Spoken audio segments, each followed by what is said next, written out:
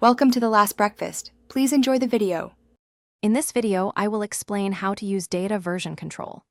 Data version control is crucial for managing changes to your datasets and machine learning models, ensuring reproducibility and seamless collaboration. It allows you to track every modification, making it easy to revert to previous states or understand the evolution of your data.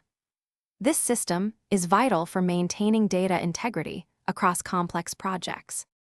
Data version control is essential because it prevents data loss and allows you to effortlessly revert to any prior data state. Imagine needing to reproduce an old experiment. With DVC, you can access the exact data used.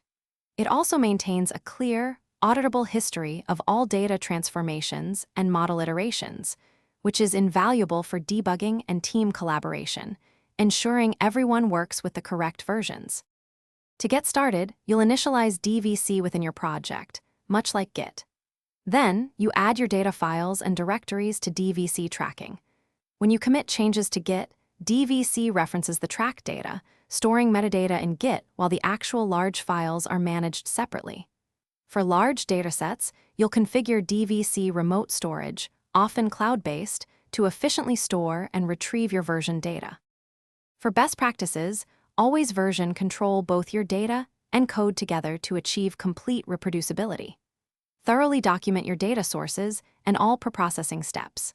Leverage DVC's experiment tracking features to manage different model iterations and their associated data. This approach ensures data integrity, provides full auditability, and significantly streamlines your data science workflows, saving countless hours and preventing errors. Thanks for watching. If this was helpful, leave a like and consider subscribing. See you next time.